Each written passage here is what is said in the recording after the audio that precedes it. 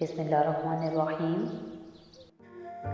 बदतरीन सबब हमेशा पसंदीदा तरीन इंसान देता है।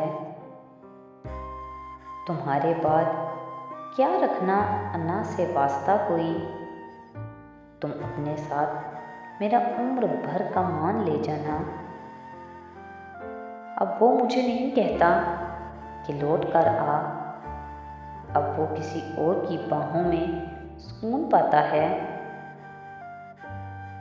सबसे बेहतरीन मददगार तुम्हारे अपने साथ है।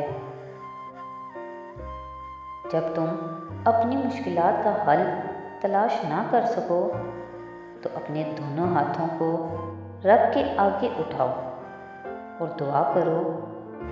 नसीब बेशक अल्लाह के हाथ में है, मगर दुआओं का इख्तियार उसने हमें दिया है, और दुआएं ही तो हैं जो तकदीर बदलने की ताकत रखती हैं। कोई दिल दुखाए तो बद्दुआ ना दिया करो, तुम्हारा मुसलसल रोना ही ले डूबेगा उसे।